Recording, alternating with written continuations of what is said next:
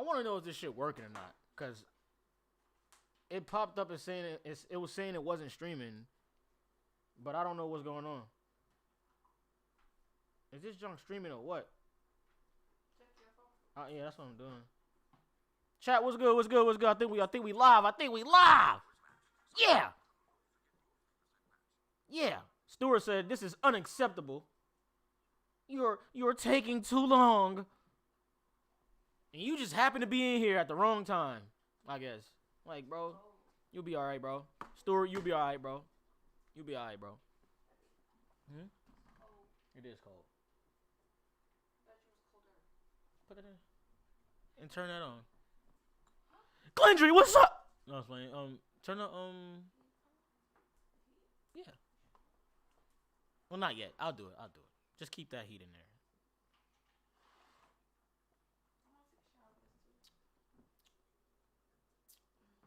This is how I proposed, y'all. Who was drunk? I was playing.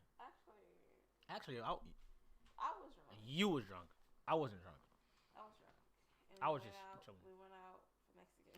That was a cool little vibe. I like the dessert. The dessert was good. It was like an ice cream cookie. No, that shit was good. Something. I was like, hold up, this is actually good. It was good. That's true. Oh my god, I was drunk as shit. You was No, you wasn't wasted. You was definitely drunk. Yeah, you was drunk as fuck. And we came back and I was begging you.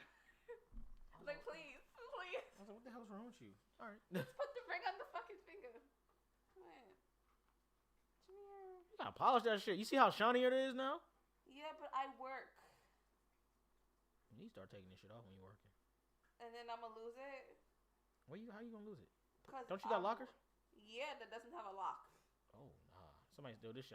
I'm coming to your job. That's why it's on my finger. Look how shiny it is, bro. Like, look at that. Tripping. Chat! What's up, niggas? Swag, what's good, bro? Oh, TJ, what's good, bro? I didn't mix it? That junk bussin'.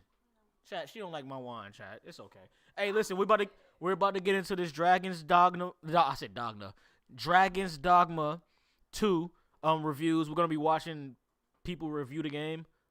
Speak about what they did while they was playing the game. The early releases and stuff. I got the game, or I got the money for the game, so I'm gonna be I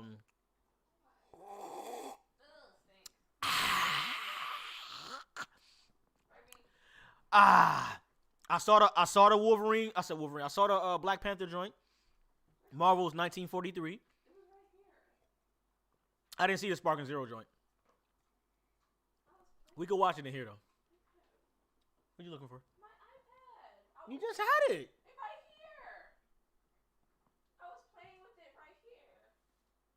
Right here. You was talking to whatchamacallit. Yeah, but I took my phone in there with me. Not my iPad. I left the iPad out here. Oh, why pussy nigga, bye. I really don't. You want me to help you real quick? Hold on, chat. But yeah, yo. Who's getting the game? If you're getting the game, type 1. And everybody, please like the stream. Let's get more people here. Let's get the conversation going. Talk about the trailers today. Yeah, let's talk. Let's have conversations, bro. I'm gonna be streaming for a while tonight, like last time.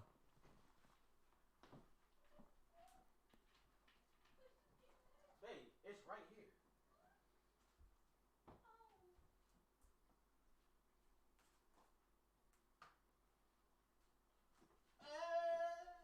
Give me a hug.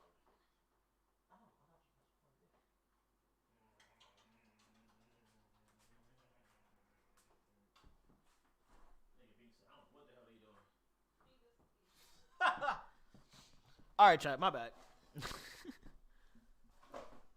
Damn. Yo, all right. So I'm trying. There's a few people I want to react to for sure. No doubt about that. But this shit been getting so many good reviews. It's ridiculous. Like 10s and 9s, like back to back. It's crazy, bro. Shit is insane. So I'm looking forward to. Oh, this is the one I really want to react to right here. It says Dragon's Dogma 2, a diamond in the rough. A diamond in the rough. Huh? Let me pull this video up for y'all, yo. I hope y'all day is going pretty well. Trunks, why you wait? Wait, Trunks, why you tell Swag to chill? He ain't do shit. Hey, y'all gotta pop up in the party later on, for real, for real. Y'all gotta pop up in the PlayStation party later on, Brody. He didn't do nothing, bro. Hey, Swag, you tryna hop on something tonight, bro? Like COD or something like that? I'm gonna see what's up, bro. We gonna see what's up, bro. I heard the Marvel's 1943 game is directed by the people behind the first 3 Uncharted games. Yeah, that's why it looks like that, and that's why the story is like going like that. It has a real story to it. I'm looking forward to that shit, bro. We could talk about it tonight.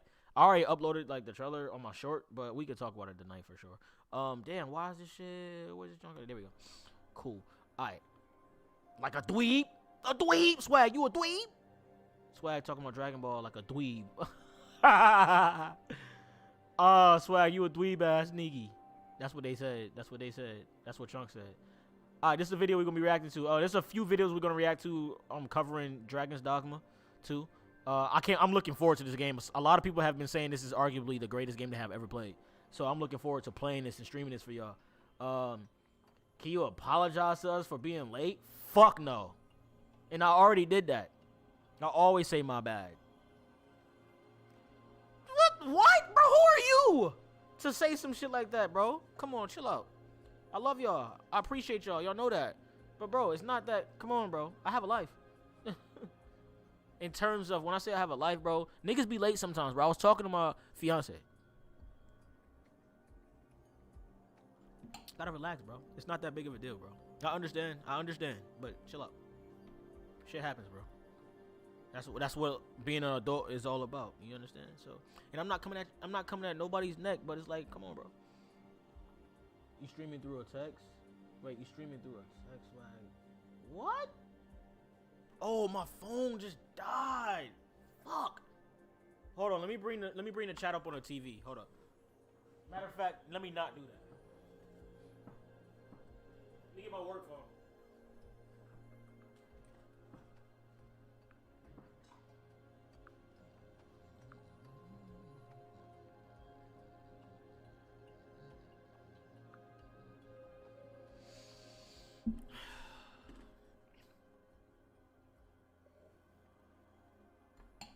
Let me go to YouTube real quick, chatty.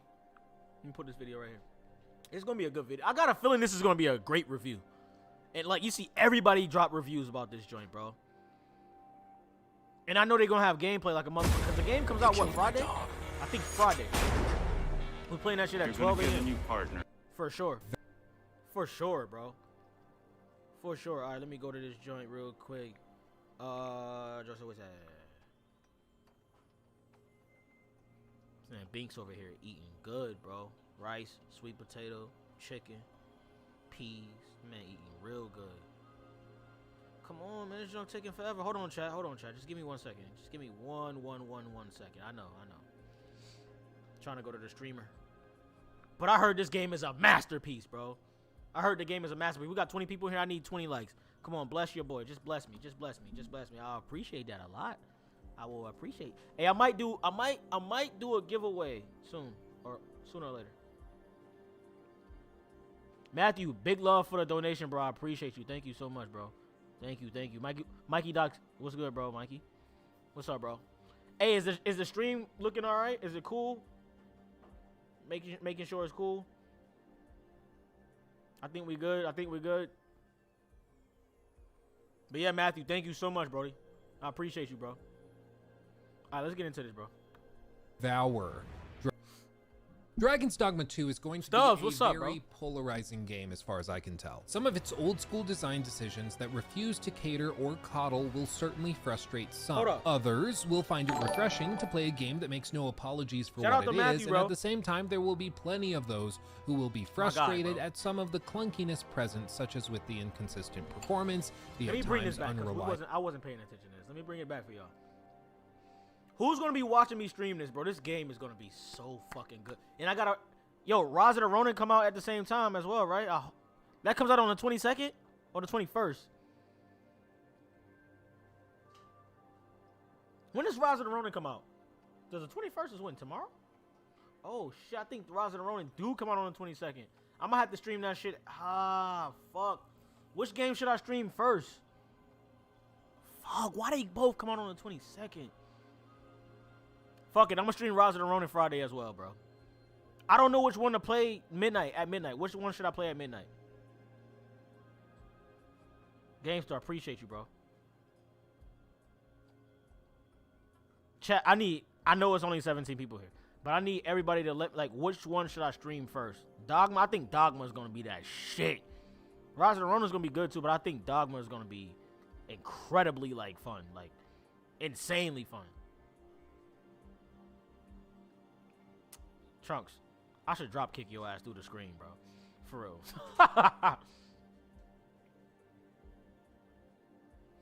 Starfield and Baldur's Gate. I love both of them. Dogma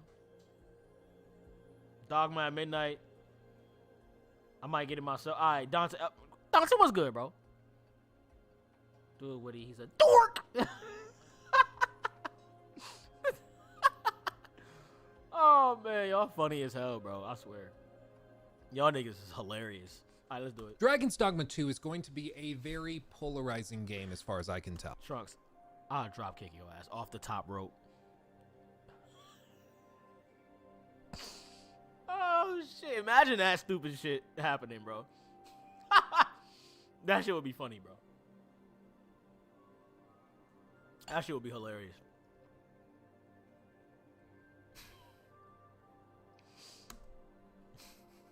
Some of its old school design decisions that refuse to cater or coddle will I don't know certainly frustrate some. Others will find it refreshing to play a game that makes no apologies for what it is, and at the same time there will be plenty of those who will be frustrated at some of the clunkiness present, such as with the inconsistent performance. Oh, so he's saying it's like, is he saying it's clunky? Let's go back a little tiny bit. I think this breakdown gonna be beautiful. Beautiful breakdown. Will find it refreshing to play a game that makes no apologies for what it is, and at the same time there will be plenty of those who will be frustrated at some of the clunkiness present, such as with the inconsistent performance, clunkiness, the at times unreliable AI with the pawn system, and the quest design that sometimes feels intentionally bloated and convoluted. But they're gonna update it though, so I'm not worrying. You can look past those rough edges. There is a real diamond in the rough here. It's just a matter of whether your tolerance is high enough for those clunky elements that might weigh other people down. As I said, this is a game that is unapologetic in what it is, and what it is an epic adventure with memorable encounters, locations, and a very immersive gameplay loop it's easy to get lost in. You are likely to love it or hate it with very little room in between. I, for one, really enjoyed my time with Dragon's Dogma 2, and I've already begun a second playthrough to seek out more secrets, hidden encounters, of which there are many, and also to try a bunch of different vocations I didn't get the chance to try in my first run. But this is one of those games that is just not gonna be for everybody, and that's okay. The goal of this review is to be as spoiler-free as possible, while also giving you a good idea of what Dragon's Dogma 2 I'm looking forward to this review, is as a video game, what it does really well, and what it does poorly in the eyes of some. I'm going to try to be as objective as possible when describing these systems and explaining them to you, but at the end of the day, whether you like these systems or not is entirely personal. It is subjective. Trump, you're right. It's not an objective thing. If you don't like open-ended world design that doesn't hold your hand, akin to something like Elden Ring, you're not going to like this game at all. But if you really loved Elden Ring and you loved how open it was and how unguided it was, you are going to devour Dragon's Dogma 2. Say less. That's all I wanted to hear. In this video, we're going to discuss combat, the pawn system, the world design, the technical performance, and wrap it all up with a conclusion. And of course, each of these sections has been timestamped, so you can bounce around to whichever part of the video you find particularly intriguing. I will say at the outset that I tested this game on a top-of-the-line PC running a 4090, and I also tried it on a secondary PC with a 3070 in it, and the PlayStation 5. I also tried it on an ROG Ally handheld gaming PC. Look at this! And I will discuss the performance on all of these in just a little bit. But I will say the results were not what I was expecting, even though I've been quite skeptical of the performance of this game in the lead up to its launch. With trailers that had all sorts of frame dips and pop-in and things, I was pretty sure I knew how this game would run. And while I was sort of right about the performance, I wasn't right for the right reasons, it'll make sense. It's messy. Last thing I'll say before we just jump into it is make sure to subscribe if you enjoyed the video and would like more reviews like this or videos bro, that I if put this up was about twice a week. Wait, hold up. If this was multiplayer, this would have been so good, bro. I mean, it's already amazing. Like, just from hearing what everybody's been saying. But if this was multiplayer, bro, we would be on this shit heavy. It makes sense. I don't know why they don't make these games multiplayer, bro. I don't know why. Oh, Stubbs, I feel you. I am about to pass 500,000 subs here, so if you want to be in the first 500,000, hop on board, because like 60% of you guys that watch these videos are not subscribed. So just press the button. I know you want to. You've been thinking about it. Just do it. It'll feel good. But okay, with all that, let's get into Dragon's Dogma 2. After you've designed your character, designed your pawn, and selected a vocation, you boot into the opening hours of Dragon's Dogma 2. The first 5 hours or so can be extremely daunting in this game. There are many, many mechanics, systems, and concepts to juggle in your mind all at once. I, for one, did not really connect with the first game, so I never finished it. And frankly, I didn't remember very much, if anything, from that game to bring in and I'm looking forward to it, bro. my I can't wait to play this here. So it really felt like I was starting from scratch. And the reason why I want to play this game is because I'm a huge RuneScape fan, and this reminds me of like an open world RuneScape on like PlayStation and consoles and shit like that. Yo, hey. Come here, lay down. Lay down. Hey, lay down. Get in your bed. Binks, listen to me. Get in your bed. Thank you. Thank you. Thank you so much. You're such a good boy when you want to be. Why you growling? That nigga upset, that's why. He like, damn, bruh. And what I will say is that while it was overwhelming initially, they do a good job of slowly introducing new vocations, more difficult encounters, and mechanics such as environmental puzzle solving and hunting for secrets. Initially, I was unsure of how the game was laid out, as they don't really hold your hand very much at all. The developers have made it very clear that you are supposed to wander around and get lost in this game, and they don't want to hold your hand through it. They want you to make your own fun and chart your own path. And I can confidently say after finishing the game that this is the best way to play it. Based on my notes and my recorded footage, I think you could probably get through the main story in as little as 20 to 25 hours if you really wanted to. Maybe even faster if you're really good at the game. However, there are countless side quests and many that's how we gonna get lost in this game, secrets, encounters, boss fights, treasures, and puzzles, and many other things hidden around this world for you to find. And loot. Damn it! Great at a job. Bro, I'm trying to loot everything. Water Street, what's good, bro? I'm trying to loot everything, bro. Hey, GTA video tonight.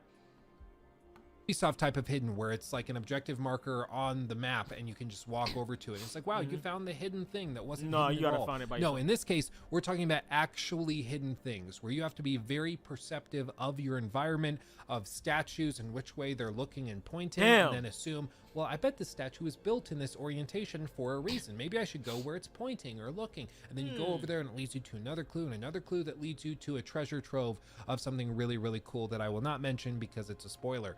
There's so many cool secrets like that in this game. It makes me want to just keep playing it indefinitely because I never know what I'm going to find next. It's really, really cool, and after you find your first couple of secrets like this, you are probably going to be hooked and grow obsessive, looking through every nook and cranny, every cave and cliffside, every hill and valley, trying to find the next one. The last time I felt like this while exploring an open world was with Elden Ring a couple of years ago, and that really is high praise. And just Elden Ring's show you how immersive bro. It can be simply to let your players explore the world for themselves instead of holding their hand through it. There's other mechanics that make the game more difficult and immersive at the same time, reaffirming this idea that you should go and make your own fun without having your hand held, such as the fact that there's only one save file, a move that was made very intentionally to prevent save scumming according to the devs, or the fact that as you explore, you grow exhausted and lose max health, or you get debilitating debuffs, encouraging you to find a campsite to rest at or an inn to reserve. Later, you can purchase houses to stay in for free so you don't have to pay 2,000 gold every time you want to stay at an inn, which is a nice addition. But I will also let everyone know who's been asking on the subreddits and stuff that there is no customization as far as I've seen for the houses and the places you can purchase as a domicile. So once you buy it, it just is what it is. There's no like Hogwarts Legacy room of Like, requirement always. customization. He's or always anything right in here with me. Okay, so don't Remember, I'm get your streaming. hopes up. But having said all of that, this very feature for which bites I if am he- an if he ardent needs to. He advocate don't is bite us. likely going to turn off a lot You're not of gonna people bite. at the same My time. dog doesn't bite random people either. He's a people person. He loves people. But if you try to like take his toy while he's playing with his toy, if you try to take, you could take his toys and shit like that if you're not playing with it. But if he has his toy and you try to take it from him, he's gonna bite you. If he's eating, like, you could grab his food and shit like that, but while he's eating, don't do it. You know what I'm saying? So that's all. Nothing crazy. Hey, bro. Binks. What you up to, bro? Huh? See, he loves my pets. He loves getting petted. He love it. You stank, boy.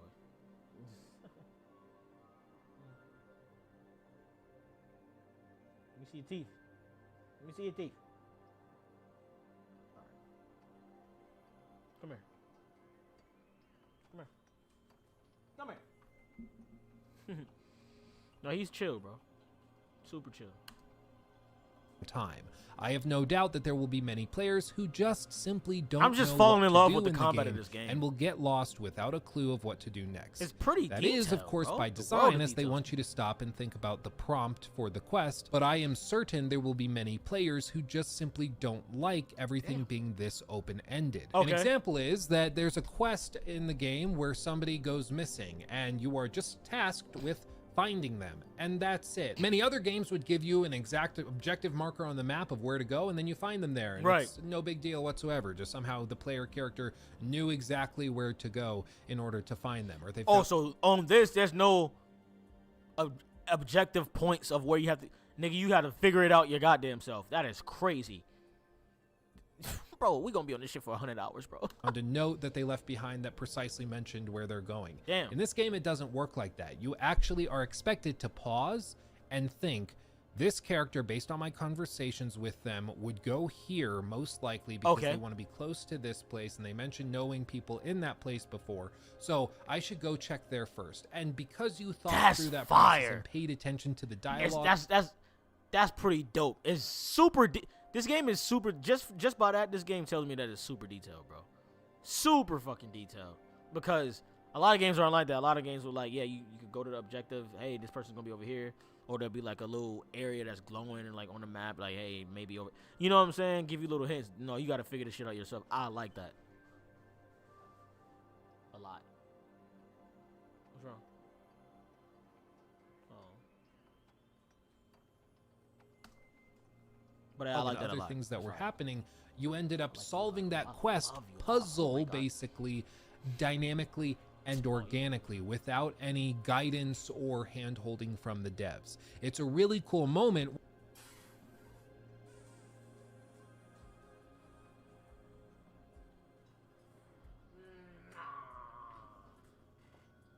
Pinkaroni, you getting swole, my boy.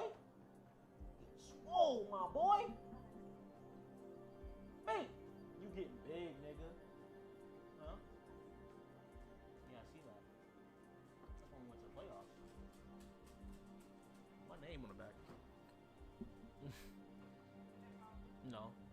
It's like a little bit in there. It ain't gone. That's a couple swigs. That's like 2 swigs. I mean, I can go to the store. All you gotta do is pass me the hoop. You know what I'm talking about. No, hey, actually, wait. Actually, I got a little some on my PayPal. Ooh, and I got a PayPal card on my phone.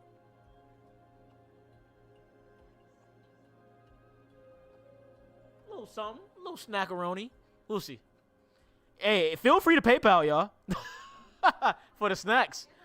We just, little 5. Little 5. I'm just trying to get a snackaroni for the night. I'm trying to watch X-Men, so I'm trying to get a snack. You know what I'm saying? Got no snackaroni money. Boy, we just got done paying bills. Yeah, I actually like Stubbs. I actually like that, bro. Joe, I didn't react to it, but I saw it.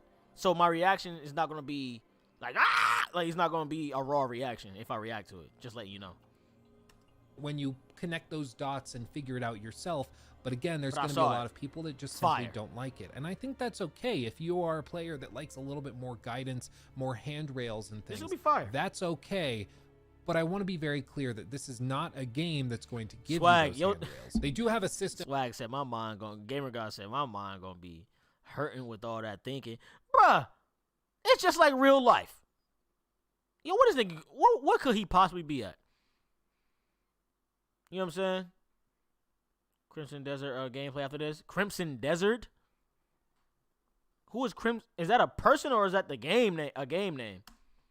Built in with oracles where you can go to a big city and pay one of these NPCs to describe a vision of your quest, which is effectively like a little hint pointing you in the right direction if you ever get stuck. That's fire. But the fact This that gives me RuneScape cheat tucked away in big cities so show that they want you to use this as an absolute last resort. Something you only do if you are so stuck that you can justify traveling all the way back to a big city in order to get a nudge in the right direction. Something that can take as much as half an hour to an hour depending on where you are in the map and whether you have access to ox carts to ride back or fairy stones, which are a rare item you can use to teleport back to certain specific locations on the map. Paired with this are many events in the main story and also in side quests where you are expected to pay very close attention, where you might be told to keep an eye out for X type of character or somebody wearing this particular type of outfit, and if you don't pay enough attention while you're performing other activities, you could end up with some pretty significant consequences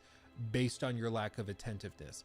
It's really cool. Again, I'll be coy because I don't want to spoil anything, but again, this is not a game that's going to hold your hand. They might give you a little information and then you're supposed to run with it. And again, some of you are hearing all of this described and are falling in love with the idea and are probably preloading the game right now. But others are going to hear me describe all of this and simply say it's not for them, and it sounds like more of a headache or chore to play this than it's worth. And I don't think either player is wrong, but I want to be very clear about this so you don't buy the game only to find all of this out for yourself and realize that you've wasted $70.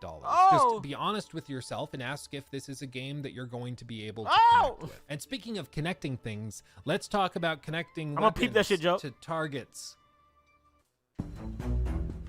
Damn, bro. Ugly. But yeah, I'm gonna peep that joint. Combat. Combat. Okay. Combat segues aren't the cleanest, but I'm trying. There's a lot to discuss here, and since this isn't one of my major 3-hour critiques, I'm not going to go through each and every vocation, every potion or buff, or every enemy type that you're going to encounter, but rather, I want to give a broad overview of how this system works. There are a bunch of different vocations that you can choose to play with as yourself or to use for your pawn. These range in complexity from extremely simple to very, very difficult. They have different focuses and specializations, and there are some enemies against which certain weapons are particularly powerful or particularly weak. For example, I went through most of the game as a basic fighter running with a sword and shield. Nothing too complicated. I maxed out the vocation and things started to stagnate a bit as I didn't really have any new abilities to unlock. And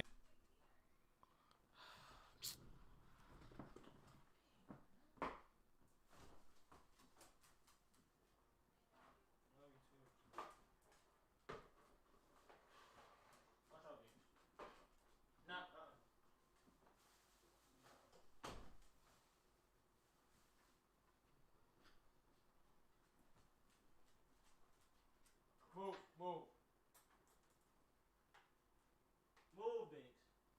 No.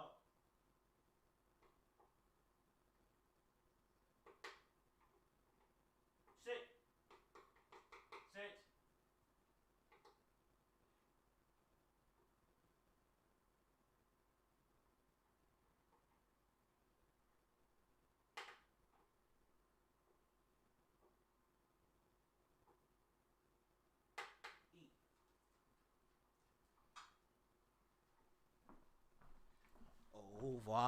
My bad, y'all. I like how you could climb the big enemies. Yeah, that's fire, bro. Like, that's different. Like, that's different. That's some God of War shit. I figured out how God of War can even do that. Play. So, towards the end of my first run, I decided to shake it up and swap weapons to the double-bladed spear, which is particularly powerful against dragons. That's what I'm looking forward to, that double-bladed spear. That's what I want to, like, wield. I love the fact that you can actually change your vocations on this game, change your fighting style. I want the whole squad rolling with that, bro. Not the whole squad, because we need to have, like, magicians and shit like that. But yeah, bro, that's fire. Didn't really have any new abilities to unlock, and I had figured out how I liked to play. So, oh, it says, look, switch weapon skill. Oh, okay. Say less. Towards the end of my first run, I decided to shake it up and swap weapons to the double-bladed spear, Fire. which is particularly powerful against dragons. Fire. The moment I did this, probably around 85% of the way through the story, it felt like a totally different game, in a good way. All of a sudden, I had to totally relearn the combat system, as I could no longer turtle up with my shield abilities, but rather I had to sprint into combat and try to stun lock enemies for extended periods of time. Right. All the while, my pawns healed me and buffed me. And this was one of the cool secondary effects of changing my vocation, which is that it led me to reorganizing my entire party, since now I was the melee powerhouse that was focused on aggression above all else. I dumped the behemoth that I'd been traveling with using a two-handed great hammer and replaced him with a sorceress who was able to do more long-ranged attacks and offer more support. In the same way... Wait, what did he just say? Wait. He said he dumped... Wait. What did that nigga just say?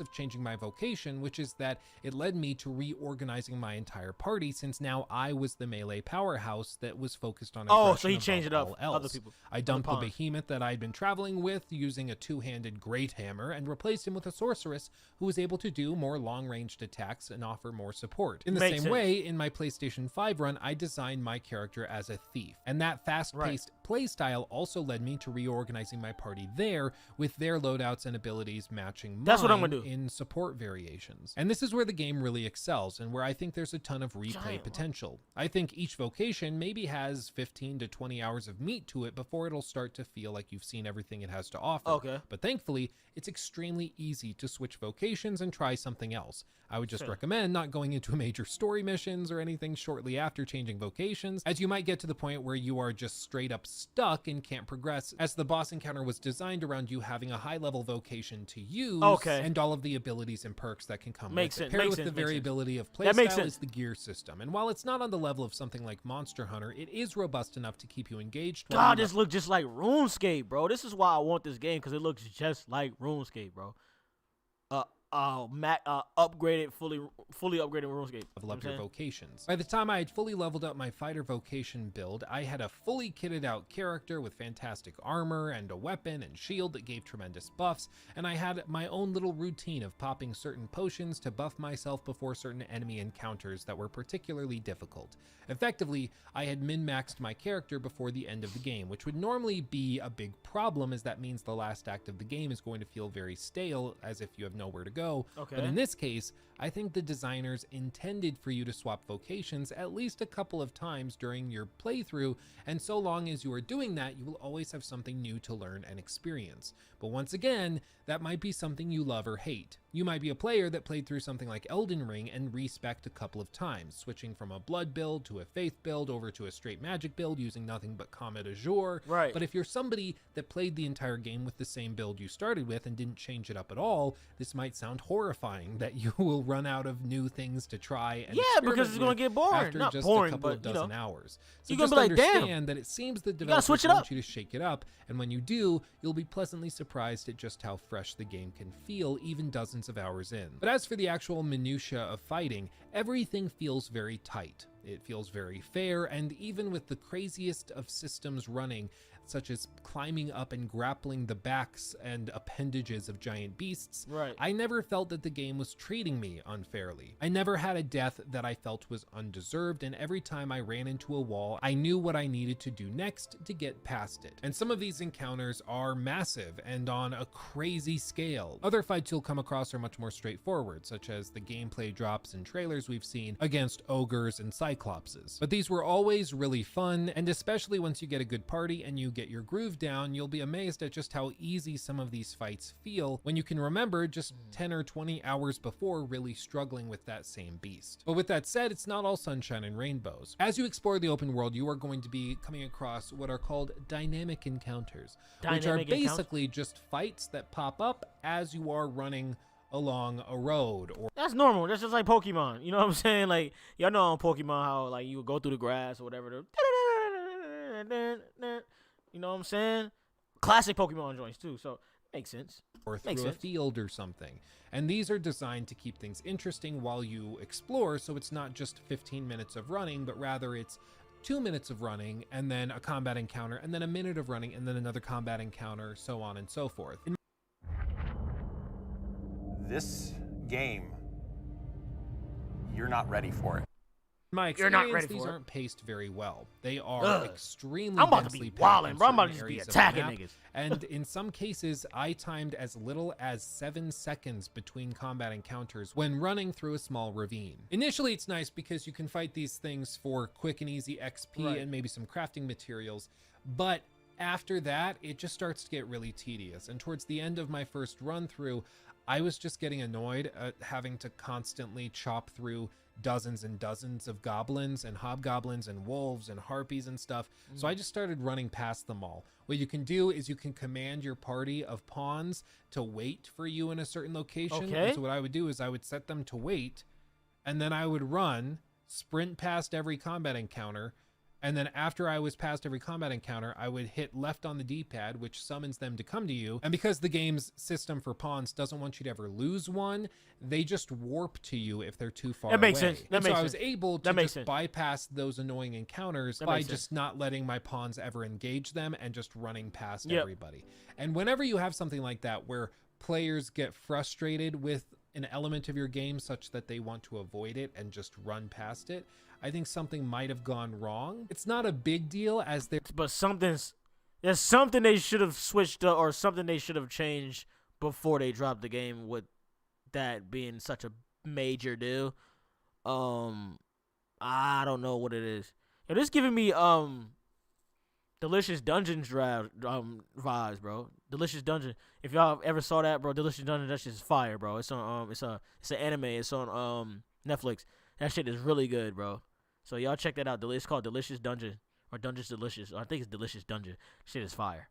Shit's good. there is a way around it. Literally, you run around it. But I do just want to point out that That's what the if game you are reminded me of. playing this and you start to feel like you're getting really annoyed with the constant encounters against the same enemies over and over and over again, it's not just you. Thankfully, in later game areas, including the pretty significant portion of the game that opens up about 2/3 of the way through the story, a number of these encounters are replaced with encounters against ogres or griffins and other people, chimeras, yeah. among other big Other beasts, enemies. which end up being far more fun and interesting. Okay. They still get repetitive, don't get me wrong, but at least they're different. And this is where I was most surprised with Dragon's Dogma 2. I didn't think I would get annoyed or bugged with the enemy variety and encounter variety, but after just a few dozen hours, I was already starting to feel like, okay, fighting another one of these. Yeah, and the yeah. encounters against Cyclopses and ogres or griffins and stuff, they're cool and they're fun, but they're not on the same level of something like a Monster Hunter, where it's like an hour fight. It's multiple phases. They go back to their nest and you have to prepare all of this stuff to fight them.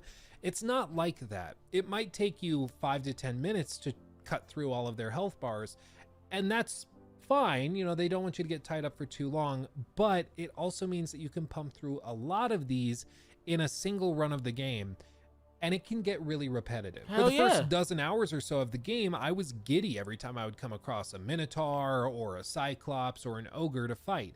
And while I still have fun fighting them now Yeah, hell, with an barely going endgame down. character or with a fresh save file with a different vocation, I've been there and done that. I've seen these fights time and time again, and they start to get a little old after a while. So that repetitiveness is something that you are likely going to experience as well. Thankfully, the game doesn't overstay its welcome too much, and frankly, because the story is pretty much a straight shot after a certain point, you have a good idea of when the story's about to end, and you can get right up to that point and then go do other stuff. And once you start to feel like the game's getting too repetitive, you can just head off and finish the ahead and beat the story game. and wrap it all up at that point. So it doesn't overstay its welcome, thankfully, because if it were stretching the story out too much, I could see it getting really, really old really quickly. But where the combat really excels and the game is at its absolute best are in these emergent moments that can happen while you're exploring and engaging in big And they're gonna fights. upgrade At one all of point, this I was shit, running too, so around, headed to a that's the nearby good thing. It's gonna be an town to update. deliver a letter for a patron of mine.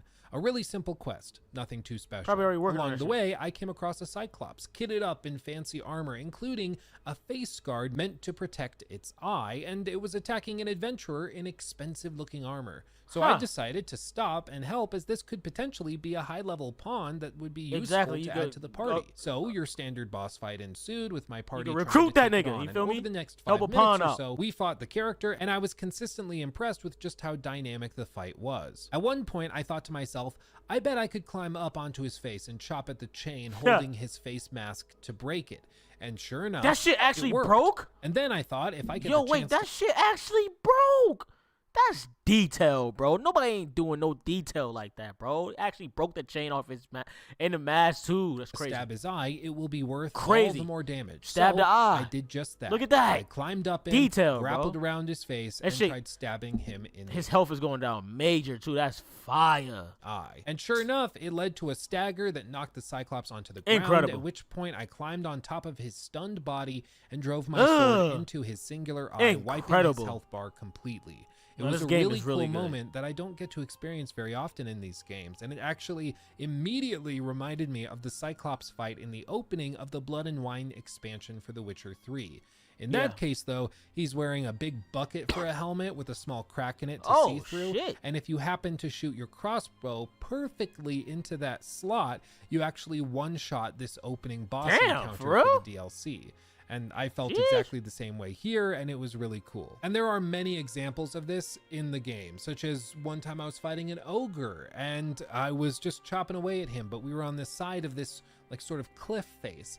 And ogres have a move where they can leap towards you He said, and try to "Can you use smash utensils very, on very him?" quickly. So what I did is I had my whole party of pawns come and follow very closely to me. We stood on the edge of the cliff face waiting for him to come, and then when he started the animation to leap towards me, we all bolted and dashed out of the way, and then he just leapt off the cliff and just dropped dead in the water below. that's It fire. was super cool to see, and it was something where I felt like I had come up with a solution that maybe the developers didn't intend or weren't aware of. Maybe it was even a bug. Maybe there was supposed to be like some break or invisible wall to catch him, but highly there doubt it. wasn't. And I felt as though I had come up with a creative solution So the to game is that very difficult creative. You can problem be of very this creative. ogre fight. Open. And there are many cases where you can think outside the box and come up with cool solutions like that, and I love it. One thing I also think is really cool is the pawn system. The pawns are basically NPCs that join you as party members. You get one pawn that is your creation that can be sent off to complete quests with other players, and that you can customize the equipment on. You can also equip different abilities or select specific vocations, so it's sort of like a secondary character that an AI controls for you. And I was actually really impressed at how I felt as though I was building actual relationships with these pawns. That's fire. I could tell this was the case because there were multiple occasions where I was approached by a new pawn while I was out exploring, which happens pretty regularly. And this new pawn was better by pretty much every metric than the one I was using currently. Higher level, higher damage output. Their vocation was more of what I was looking for my current loadout and skills at the time.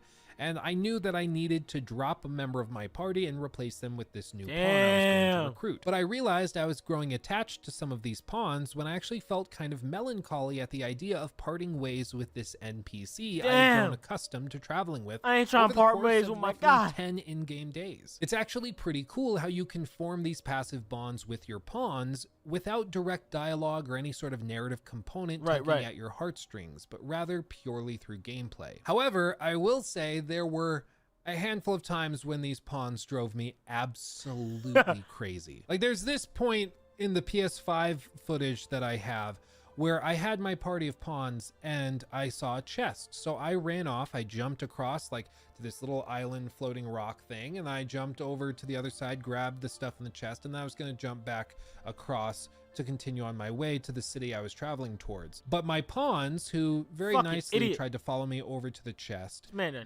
their jumps and just leapt into the water below, which immediately killed them and made it so I lost them as companions. Full stop. Because how the game works is that if it's your custom designed pawn, you can go back and retrieve them at one of the little portals. Pawns at. So it's not the end of the world if you lose one of those. But if it's a pawn that you've recruited from, say, another player, you just don't get them back. You just have to go basically recruit a new one, and you just lost them. That's how Even though Watch you Dogs didn't do is. anything, they were just stupid Watch enough to Dogs think is that like they that. could make this jump Watch they Dogs, couldn't make. Legion. So they just leaped to their death, and you didn't do anything. It was very, very just like frustrating that. and annoying. Thankfully, it doesn't happen I might get on that shit tonight. for just because. whatever I don't know reason. why. It happened a ton on the Yeah, I think I PS5 am. version of the game, but not on PC. Probably just coincidence. Nothing like technical is going on. It was really weird though. I had it happen to 4 different pawns on PS5 in just a few hours. Damn. And in my entire run through on PC that I had completed before that, I only ever had that happen once with a pawn where they kind of got bumped off of a cliff face and I had to climb all the way They need to down update that revive shit. them. So I don't know what that's about, but it's just weird and super annoying. And there are some cases where you can't really tell if something is working as intended, if it's a bug or if it's a feature. In this example, I was traveling to a nearby city riding on an ox cart. You can basically pay to ride one of these and it will make the trip for you, and so it effectively serves as fast travel. However, as you travel on these ox carts, there's a potential for you to be raided along the road by different enemy types. It could be an ogre, it could be a collection of hobgoblins or wolves or harpies. When this happens, you're pulled out of the fast travel screen and you have to fight off whatever entity is attacking you before hopping back on the ox cart to complete the rest of your journey. And this happened where we were raided, and so I had to hop off the ox cart and we all started fighting them off. Crazy. However, one of my new pawn recruits decided to try and help fight off some of these goblins by making a huge sweeping attack with his greatsword. It did kill the goblin he was attacking, but it also just so happened to destroy the entire cart that we were riding on. Meaning, now we had to walk the rest of the way in the middle of the night, which is not when you typically want to be traveling through these dangerous passageways. Like, it was cool that he could break the cart and you had to be careful when fighting these encounters not to break the cart. But it was also really freaking annoying because now I just, like, 15 minutes of my life had to be spent running to this location when I was expecting just to arrive there in a few seconds. So, like, bug or feature, I don't know, but it was still annoying. But once again, this is one of those things that you're either going to love or hate. In some ways, I can respect it. Like, yeah, we broke the cart. Now we have to run on foot. I get it. It's a consequence. You know, I understand it. But it's also still just kind of frustrating. And it's one of those things that for some people, it's just going to be like, oh, that's interesting. Others, it's going to piss them off and they're going to like rage quit the game and never touch it again. Again, you might love it, you might hate it, but there's a lot of stuff like that in the game where these things can happen. There's another instance later in the game where there's a boss fight and you can use kind of this like ballista thing to shoot them down, and the boss fight has been balanced, assuming you're probably going to shoot them with this ballista to keep them from like flying around and getting away from you.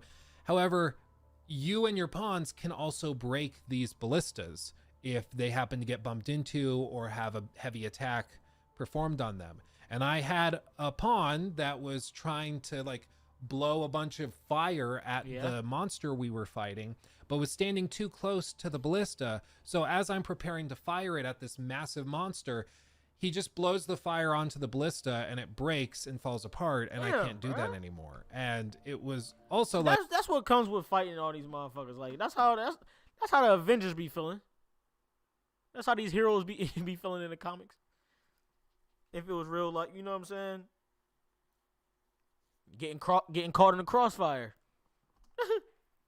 like, okay, I guess next time I can tell you to disperse further. I can do like, so it's probably still my fault, but it's still just kind of annoying, you know? And there's a lot of little things like that can happen. These dynamic emergent gameplay systems have give and take. They're a double-edged sword. They can lead to really cool moments that impress you, and they can also lead to really frustrating moments that annoy you. But let's shift gears and talk about the open world. The world is huge, and there are a number of cities, different villages to be found, and also different ecosystems that are unlocked as you go through the story. These are decently varied and always pretty beautiful, and if I had to describe how they're designed, I would use the word meandering. This is not like Elden Ring in terms of open world design in the same way where it's just open and you can kind of go wherever you want.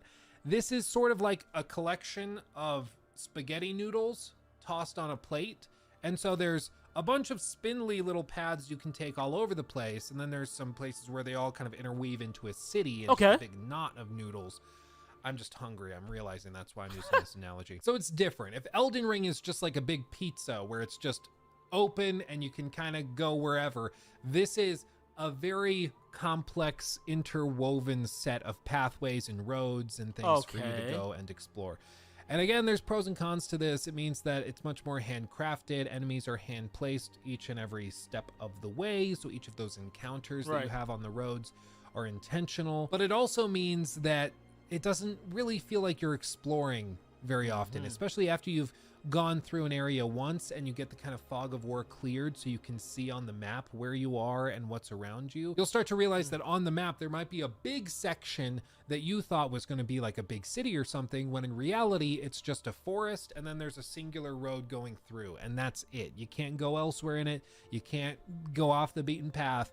It's just a road in a big forest, and so it looks way more impressive on the map than it actually is. The later desert section of the game is much better about this. It's much more of a traditional open world section, and it's very open-ended with a lot of secrets to be found in it. Hint, hint, nudge, nudge. But I would be lying if I said that I wasn't a little underwhelmed in the first 10 or so hours with how the world was laid out. It's much less modern in its design as an open world, whereas the later sections are more modern. The early sections definitely feel like a game from maybe like the PS4 generation, or maybe even the PS3 generation, in terms of how they're actually laid out. Now, one thing that's done pretty well are the big cities. These always feel pretty lived in, the layouts make sense, and they're always beautiful to boot. But this is where we get into the discussion of performance, because it's in the cities where the game runs like hot dog water. As I mentioned at the top, I played this game primarily on my PC with a 4090 in it and on the PlayStation 5. After a lot of tinkering, I was able to get the game running pretty consistently around 100 FPS while relying on DLSS to upscale to 4K. It's not bad for a game that looks pretty good when exploring the world. Yeah, I'm about to preload mine right now, bro. Especially when you consider there's all of the hair dynamics and shout out physics to Flex involved with each of these creatures, and particle effects galore if you have a bunch of wizards and magic users on your team. And I was expecting it was during those fights with monsters when the game's performance would begin to tank, but strangely enough, it doesn't. It actually holds pretty constant. Where the game struggles most is within these big cities, whenever a large number of humanoid NPCs are supposed to be present. Not only does the frame rate plummet almost immediately upon crossing the threshold of these cities, but in some cases it drops as low as the high 20s when you were previously around 100. You will also see NPCs popping in and slowly fading in, even when they are as close as 20 to 30 feet in front of you. It's really bizarre because it seems like this should be one of the easier, bro. Why they fading in? Like, they should already be there. I don't like that. I don't like that at all. Things for the game to handle.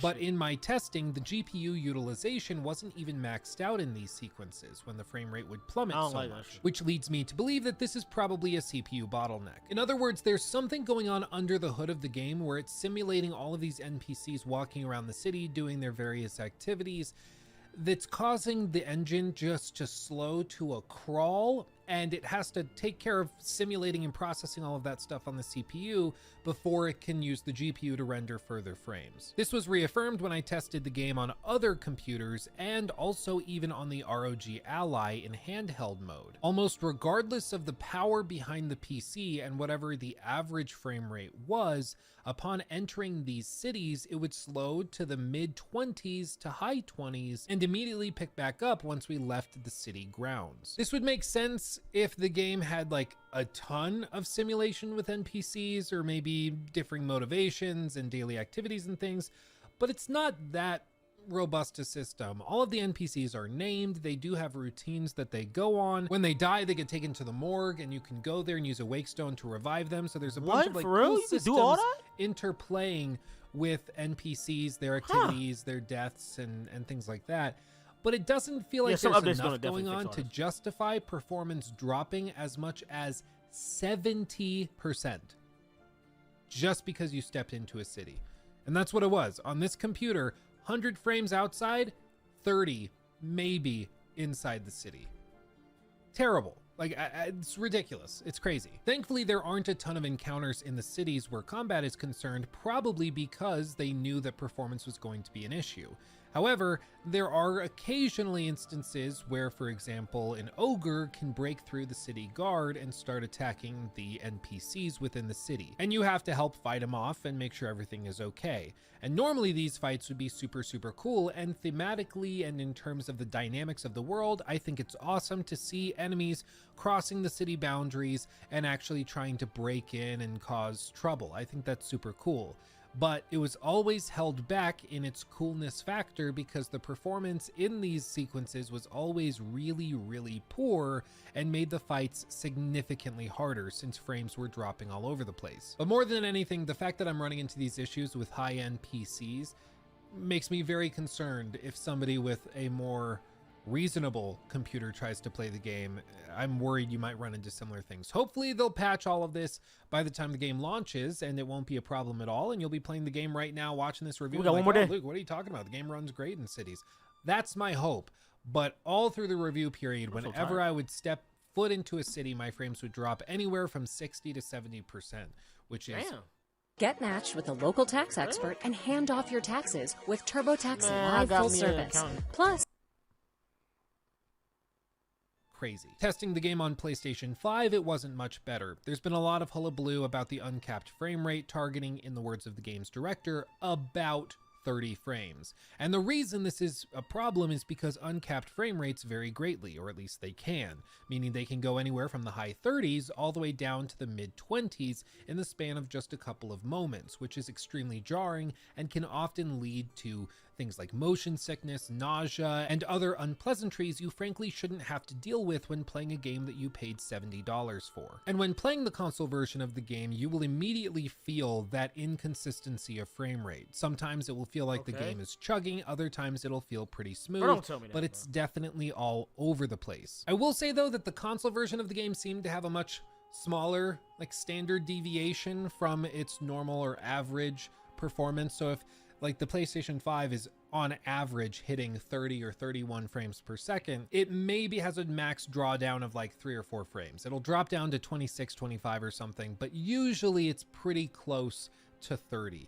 And it's only ever dropping by like, 10% or 15%. On PC, I had drops as much as 70% in frame rate, depending on where I was.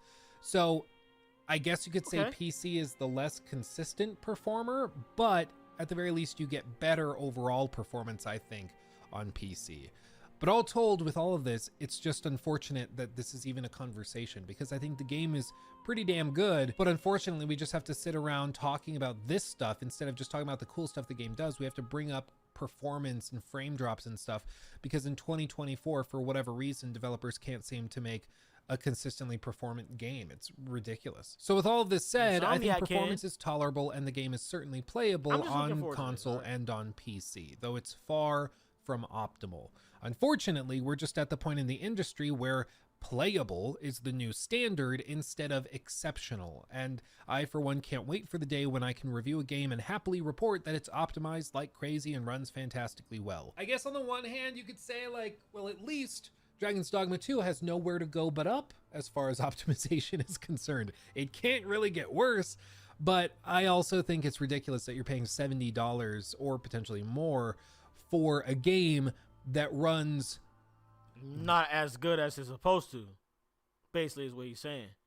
Because that is bullshit. You got paying $70 for this, and I can't even run the game like I want. Come on now. Good enough. You know and what I'm I saying? think that's a little sad that that's where we are. That's crazy work. That's the standard, but what are you going to do? And all of this brings us to the conclusion. As I said at the top, I think Dragon's Dogma 2 is going to be a very polarizing game. Some people are going to absolutely love it, and some people are just not going to connect with it and find it painfully obtuse and obscure.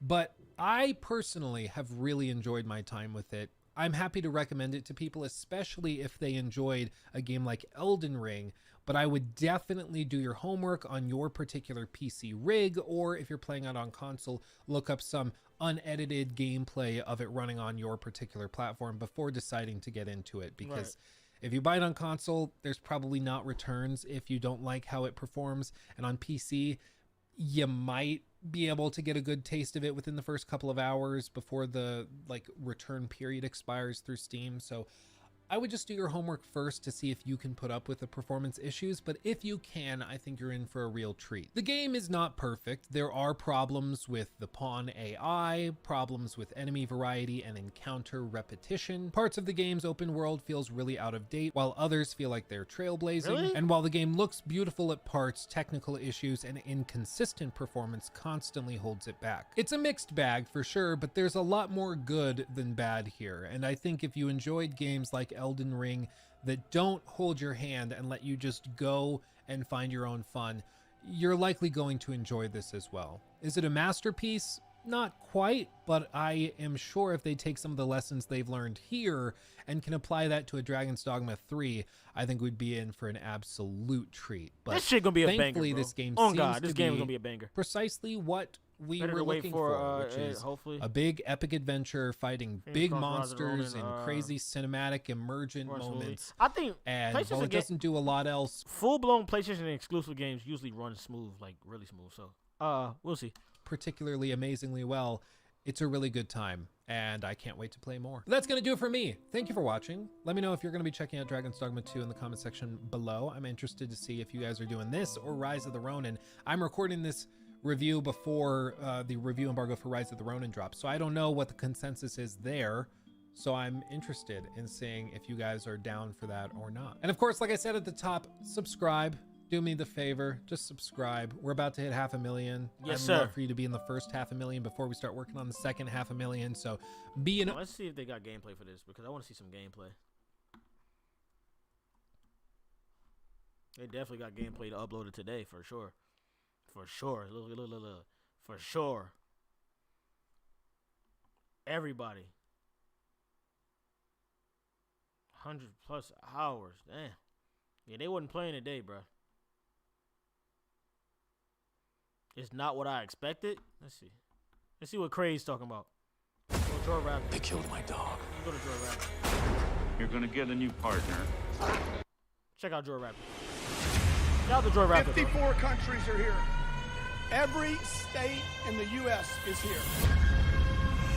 I was able to play over 30 hours of Dragon's Dogma 2 thanks to an early code from Capcom, and I am nowhere near ready for this adventure to end. This game takes some pretty big risks in its combat, quest and open world design that in my opinion really pay off. This all leads to Dragon's Dogma 2 feeling like a much needed breath of fresh air in the genre, one that I hope inspires other studios to try some of the things Capcom did for their game. Let's start at the beginning though, because you play as the Arisen, a pretty important character in the world of Dragon's Dogma. A giant ancient dragon is threatening both the human kingdom of Vermont and the Beastren Empire of Batal, and the catch is you as the Arisen are the only one who can kill it. But with you having no memory of even becoming an Arisen and someone posing as the potential dragon slayer on the throne of the human kingdom, the situation is complicated to say the least. Luckily, you don't have to strike out on your own, as one of your special powers as the Arisen is to call upon the help of pawns. These manifest themselves as your NPC party members and will really help you out on your quest to slay the dragon. They can definitely fight, but they will also help you traverse the world by guiding you towards quest locations or nearby points of interest. And this will definitely come in handy, as Dragon's Dogma 2 has very little in the way of handholding, meaning you are naturally more guided to explore using your own eyes rather than following map markers, since those aren't really there. So it falls in the Elden Ring and Breath of the Wild school of exploration, where you can just let curiosity guide you and you know you'll find something amazing. The map is filled with monsters to fight, materials to harvest and caverns and dungeons to explore, so you rarely get the feeling you're wasting your time. And the game kinda had to get this right, because most of your time is spent traveling through the open world with your party members. Dragon's Dogma 2 namely has very little in the way of fast travel. There are fast travel points known as port crystals, but they are few and far between. Your other option is an ox cart, but those only travel to a specific destination like a neighboring town or city. So most of the time you're just walking on foot, taking in the green hills and valleys of Vermont or the desert sands of Batal, with a high chance of you walking into an ambush that leads to a fight against goblins or bandits. And I actually found that less fast travel meant that I got to know and appreciate the map a lot better. While it's nowhere near the massive size of something like Assassin's Creed Valhalla, you are forced to take in the entirety of the map, and because of this it feels much bigger. And travel is never boring, because you will encounter many giant monsters like cyclopses hiding in the woods, and the map is repopulated with enemies very regularly too. So while you can choose to run away and ignore them, I would often choose to fight instead, as combat is definitely the highlight of the game for me. I will say though, it takes a little bit of getting used to, because like the open world, a lot of the handholds we've come to rely on aren't really there. There is no lock-on system, so you need to manage your camera to keep track of enemies. Your melee attacks also don't automatically hone in on nearby targets, so even hitting an enemy requires good timing and positioning. But the trade-off is that every hit you do get in feels that much better. Especially when playing with a slow weapon like a greatsword, hitting your big swings feels so damn satisfying every time, because you know you earned that hit. And positioning is the name of the game when it comes to defense too, as the dodge and block and parry options we've become accustomed to from recent action games are tied to separate classes, which means most of the time your best option is to run out of the way of an attack. So yeah, there's a lot of tactical depth to the base combat mechanics, but it becomes even more interesting when we take a look at the game's class system. There are 10 classes, or vocations as the game calls them, in Dragon's Dogma 2, which offer access to a wide variety of playstyles and archetypes. Even similar looking classes like Mage and Sorcerer play out quite different,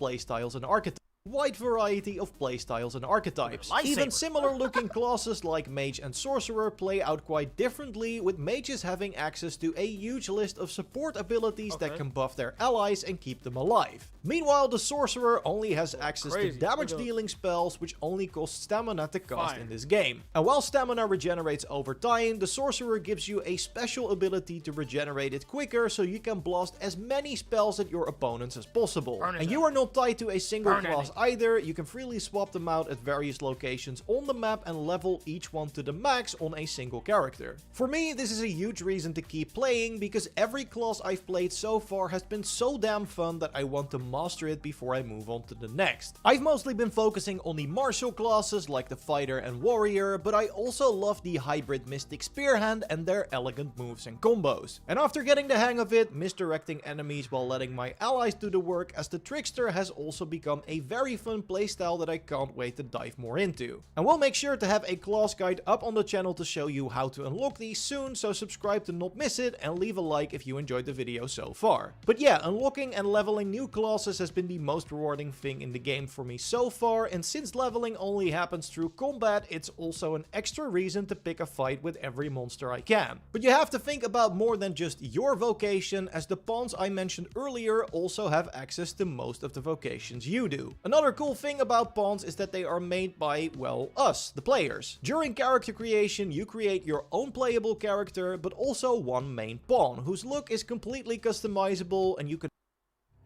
Firearm training hasn't evolved much in the last 200 years.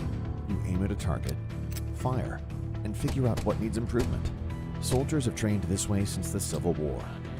Can also pick, change, and upgrade their vocation just like your own. But to round out the party, you need to head to a Riftstone and recruit 2 support pawns, which are actually the pawns created by other players. And picking your party members adds yet another layer of strategy and depth to the game, as the right pawn can really help you out a ton. I already mentioned them being able to guide you to a quest location, but in combat you want to make sure you pick one with the right skills to supplement your party, so have someone to tank if you're playing DPS, for example. And special pawn skills can even help with things like resource gathering, like the forager skill that just marks gathering spots on my map. Since only your main pawn levels from experience, you're constantly swapping out support pawns, bringing new skills to the party to keep the gameplay varied. And there's even some smart social interaction, as you can give a pawn a gift when you send them back, which will be granted to their owner. So a really clever system, and I have to say, no matter which pawns I had in my party, they definitely hold their weight as some of the most useful AI party members in the game. The only downside to this system is that their dialogue can become pretty repetitive. This is something the devs stated they'd work on before launch, but even still, I've lost count of how many times my pawn mentioned that no one in the party has the same vocation. Still, that's a minor issue with what's otherwise a very unique and well-working system. And you'll definitely need the help against some of the creatures the game throws your way. There is decent enough variety in the smaller enemy types, from goblins and flying harpies to lizardmen and packs of wolves. But these These enemies are often recycled for later areas of the map in the form of variants with new types of elemental attacks and resistances. But the cool thing about Dragon's Dogma 2 is that the fights against bigger creatures are very different, and even after 30 plus hours of playtime, I still feel excited when one of these monsters shows up. Fighting a Cyclops or a Minotaur often feels like a mini boss fight, and the fact that you are able to mount and climb these creatures to topple them so you can deal big damage makes them even more engaging. Again, the environment can really help with this, as you can use a ledge to drop onto a monster's back, for example, and you'll need to make the most out of your various skills as well. But as you encounter these creatures more often, you'll get accustomed to their moves and get better at exploiting their weaknesses, which means the focus shifts from survival to just having fun and trying to bring your enemies down as quickly and skillfully as possible. Again, I still drop everything and run towards danger when I hear a big monster in my vicinity. That should tell you enough about how much fun these fights are. What's also great is how dynamic these fights make the world. And I don't just mean the fact that a griffin can come swooping in while you're fighting a different creature. These creatures also influence the world around them, as they can attack traveling ox carts or even wander into a city and attack the local townsfolk. And because NPCs can actually die, including quest givers and other major NPCs, it's really in your best interest to keep the people alive. So when I got back to the city of Batal and saw that a chimera had wandered in, I couldn't just run to a bed and rest hoping it would leave. I had to gang up with the local guard to keep the citizens safe. Vice versa, you can also turn people against you if you don't heed their requests or warnings. Really? Since the fuck? That's fire. I didn't even know that. Normally, when a game tells you you shouldn't do something, you usually can't. But when Jordan got challenged to a 1v1 duel and called his pawns in to help, they actually did, which resulted in the character that had set up the duel being pretty upset with him. So your actions, or lack of actions in some cases, lead to real results, which helps to make you feel part of the world even more. Now, all this praise doesn't mean the game is without its issues, but I found that none of these got in the way of my enjoyment. Sure, the lack of a lock-on can lead to some weird camera angles, especially against some of the bigger creatures. The lack of readily available fast travel can cause for a decent amount of backtracking, and that's not even mentioning the fact that some monsters can just throw you off a cliff, so you have to plan an entirely new route. But most of these annoyances come from the unique approach to game design Capcom have chosen for Dragon's Dogma 2, and I think none of these systems work as well without their inconveniences. The couple of times my camera got stuck at a weird angle are more than worth it for how good it feels to smack someone with a greatsword in this game. And while backtracking can be obnoxious, it does help you learn and appreciate the map, plus the lack of fast travel also makes the nights feel truly terrifying. When it gets dark, you can only see your direct environment, and brand new and more challenging enemies will also spawn to make your life even harder. So that's another aspect that makes adventuring through this open world so surprising and exciting. One thing I do want to mention before I give you my final thoughts is the game's performance, as I know it's been a point of discussion before launch. Everybody's been talking about the performance. Of course, only report my own experiences on PS5, and those have mostly been fine. Sure, the frame rate takes a noticeable hit when multiple big spells are dropped, but it felt relatively consistent outside of that. No issues when loading into new areas, which is especially impressive considering how far you are often able to see. And none of it is set dressing either, as that city in the distance is one you can visit if you keep heading in that direction. Overall, the performance is good at best, and even at its worst, it didn't get in the way of my enjoyment. Dragon's Dogma 2 is a very special game because it brings some fresh new ideas to the open world genre. While these new ideas can sometimes lead to tedious or annoying situations, those are few and far between, and they are more than made up for by the awesome moments that can only happen in a game like this. Especially the dynamic combat encounters in the open world have led to some very memorable fights and moments that are truly unique to my playthrough. If you have any questions, totally drop them down below. We will be streaming the game, which you can watch by clicking on the screen. Subscribe for way more videos on Dragon's Dogma 2, a like would be appreciated, and I will see you in the next one. Goodbye! Goodbye. Goodbye. You know what I'm saying? It's alright. You know, I'm looking forward to it, bro. Like, I really am looking forward to it. I want to find, like, gameplay, bro. Like, real life gameplay. Let's see. Reviews is out, of course. Reviews are obviously, but important things to know. This is a huge open world RPG that will engulf your free time and consume your thoughts when you're away from it. But to know exactly what you're about to get yourself into, I'm going to break down and review the gameplay side of Dragon's Dogma 2. So the depth of the combat system, how each of the starting vocation classes actually play, and a few other important things you need to know. No story spoilers whatsoever, though, to keep it totally Guilt Watch free. Now, let's get into it. I'm Alex, and if you happen to be new here, hey, welcome. Alright, the combat in Dragon's Dogma is tied to a stamina system, but your basic light and heavy attacks don't consume any of that gauge. This makes offense usually your main priority. What consumes your stamina bar is activating weapon skills or spells, sprinting, clinging to a monster, and some vocation-specific actions. Your character's overall size and proportions dictate a few key elements that tie into this.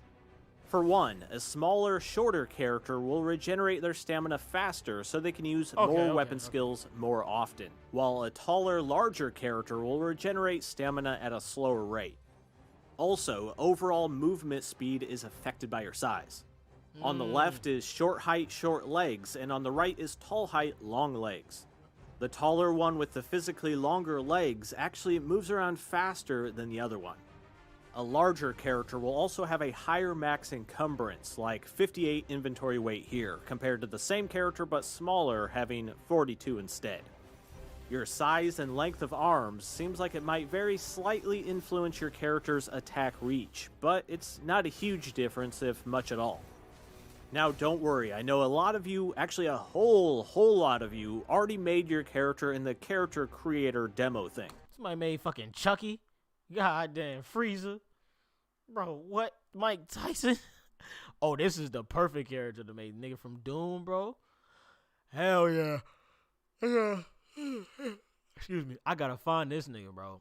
It's for real, bro. Somebody made Samuel L. Jackson. This is fire, bro. If I could find these pawns, bro, that'll be fire. Before starting a playthrough, though, you can entirely re-edit that character you previously made in case you need to make some changes. Good. You can also purchase the Art of Metamorphosis book from a Rift vendor and take that to a barber to re-edit your character's size and proportions during a playthrough. Oh, Art of Metamorphosis. All right, so we gotta save this video, bro. I gotta save this video. I'll put it as my favorites because what's that? Where would I go? Save, yeah.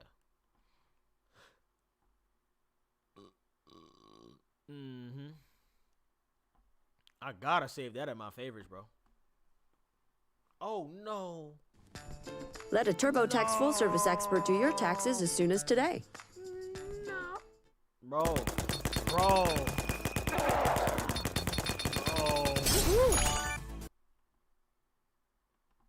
I changed light and heavy attacks and here compared to the same character but smaller, having 42 instead. Your size and length of arms seems like it might very slightly influence your character's attack reach, but it's not a huge difference if much at all. Now don't worry, I know a lot of you, actually a whole lot of you, already made your character in the character creator demo thing. Before starting a playthrough, though, you can entirely re-edit that character you previously made in case you need to make some changes. You can also purchase the Art of Metamorphosis book from a Rift vendor and take that to a barber to re-edit your character's size and proportions during a playthrough. You go in tall, you go in small, or you go in medium. Let me know. Getting grabby is another big mechanic in Dragon's Dogma. Being able to latch on and wiggle around on larger enemies is useful for exploiting their weak spots, breaking or severing bonus materials off of them, or to knock them down to the ground.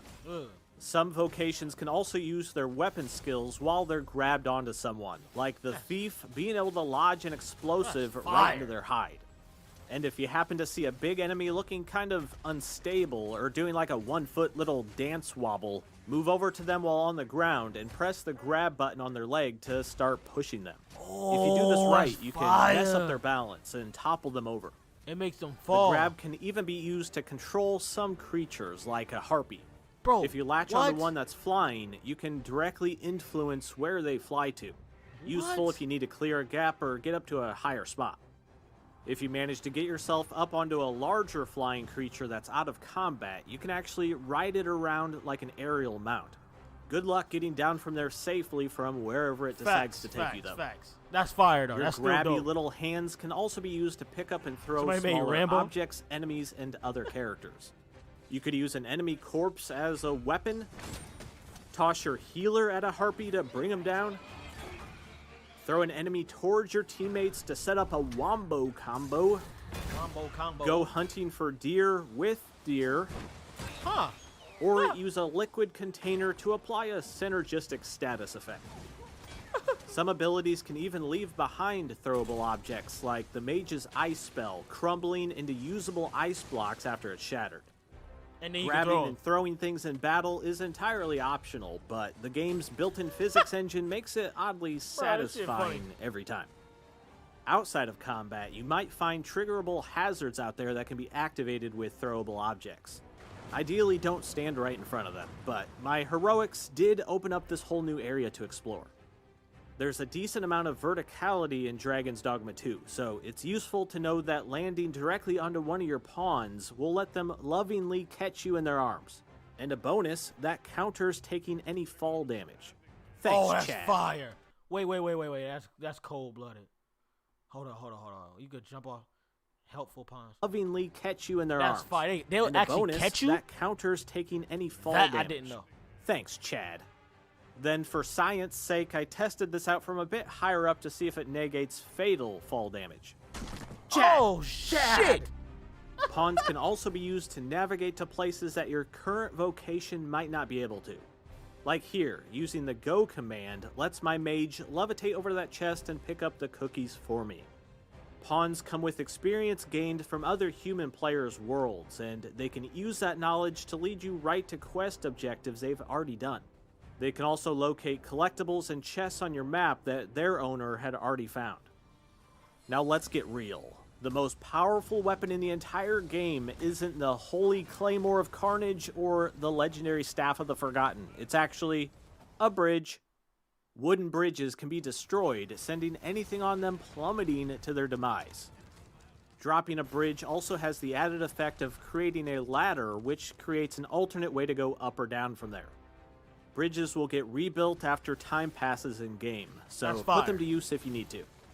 Here I found this random Cyclops that was doing its best attempt at cosplaying as Bridge.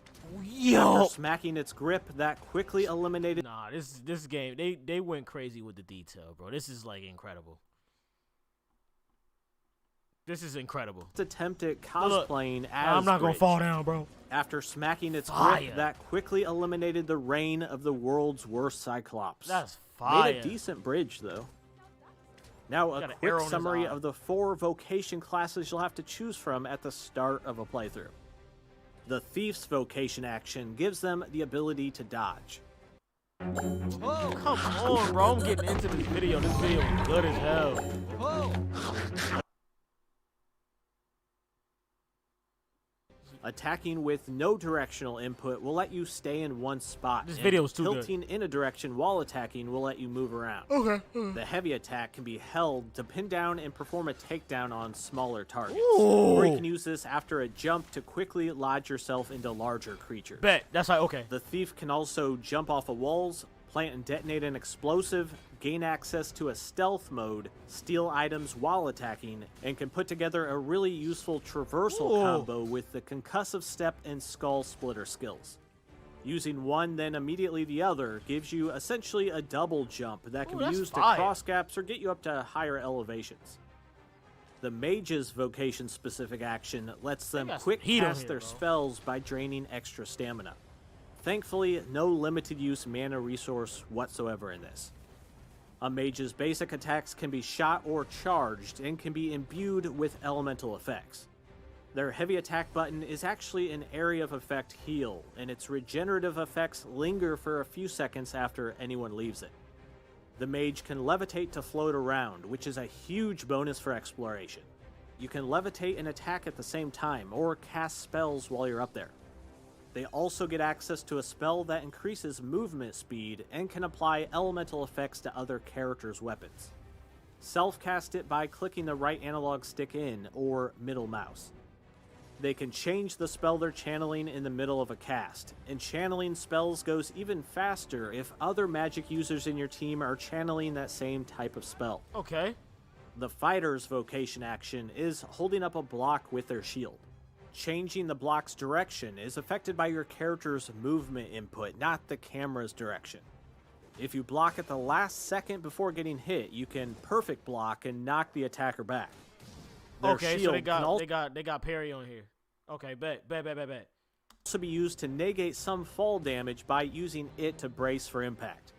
This skill actually just saved my life right here after I got chucked off of a griffin.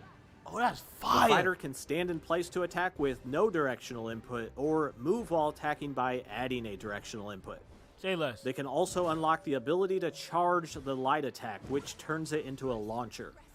Their heavy attack can lodge itself into the target when held, and later on you get a skill that can continually stab someone over and over and over and over. Here, delicately severing the body from this tail.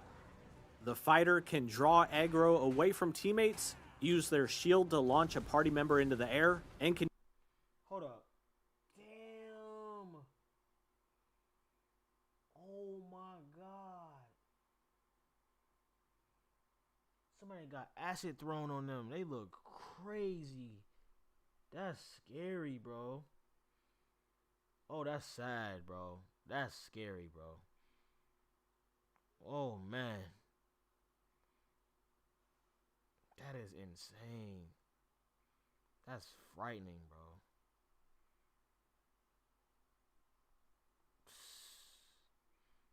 That is insane, bro. That's some scary shit. Got acid thrown on her. Shit.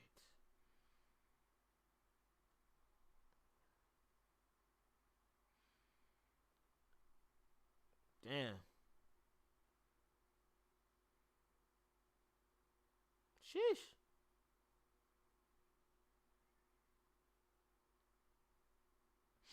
But yeah, this is a useful video. Can use their impeccable guard skill, kind of like a semi-invincible dodge move. So if you want a character that can hold up a block and have access to kind of like a dodge all in one class, a fighter I'm about to be plus upgrading my impeccable pawns guard. like crazy. The archer gets the vocation action to manually aim their attacks with the bow. Shots without aiming will auto-target to a nearby enemy. That's and fire. Sprint attacking will do a slide into a more powerful shot. Their I need an heavy archer on attack my is squad. a close-range kick, and jump kicking into someone will spring you off of them, and then that can be followed up with a quick aerial shot. Bro, the combat on this game is fucking crazy. Like, I'm getting, this shit is insane. Some of the archer's weapon skills will require you to buy or craft special arrows to use them, That's fine. like an explosive or tar shot. Other skills will just cost stamina to use, like rapid-fire shots and strong pinpointed snipes. They also eventually get access to a stronger but harder to line up arrow draw by clicking in the right stick or middle mouse while aiming. So that's the 4 starting vocations you'll have to hella pick from, details but there's more that you'll unlock later, archer and combat. even a special vocation that adds a whole new layer of combat depth. Fire. But let's now talk about combat controls for a sec. I tried numerous custom control tweaks until I found the perfect setup I liked. I changed light and heavy attack to right bumper, right trigger, sheath on the top face button, grab on the left face button, weapon skill 1 and 2 on right. Wait. Cause I might do something differently. Jump. Hold on, let me see what he did. Let me see how the default look. Weapon skill. Vocation action. Of course. Grab square. Dash.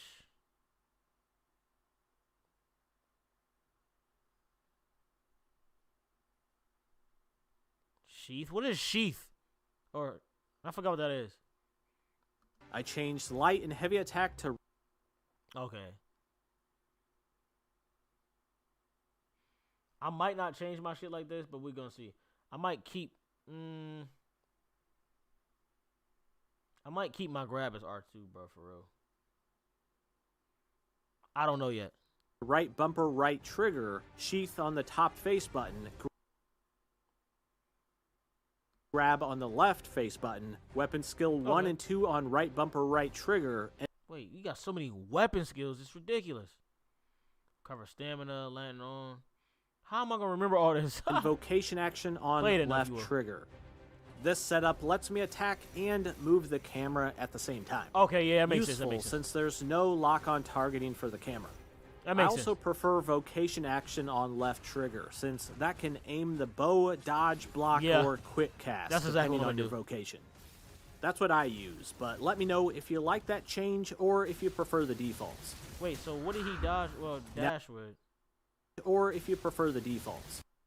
That's what I use, but let me know if you like that change or if you prefer the defaults.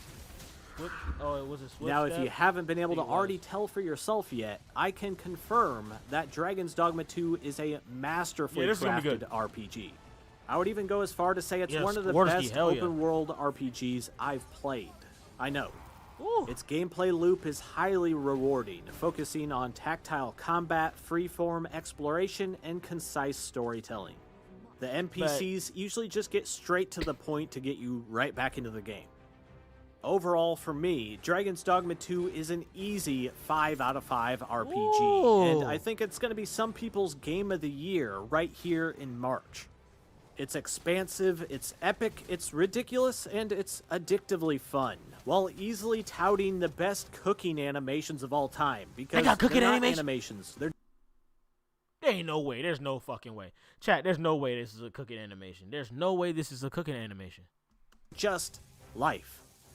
That's and cap. With that, there is my review. But let me know. That's cap. There's no way. There's no way that's a cooking animation. Chat, that is cap, bro. There's no fucking way. It's ridiculous and it's addictively fun, while easily touting the best cooking animations of all time, because they're not animations. They're just life. And with that, there is my review. But let me know what you guys think of Dragon's Dogma 2 after you get a chance to put some time in. And tell me what your favorite vocation is up to that point. If you have any direct questions about the game, feel free to hit me up right here at Boomstick Alex. Thanks for checking this out today and for sticking around till the very end. I'll see ya. This game is so good. You saw that, bro? Like, too good, bro. I'm looking forward to it. I've worked at some of the largest. I'm looking forward to it, y'all. Looking forward to it, for sure. For sure. Hell fucking yeah. That's a game. That's a game. Oh God. But hey, if y'all enjoyed this stream, bro, go ahead and like it. Definitely like the stream. I'm gonna catch y'all later. I'm about to work on some GTA stuff.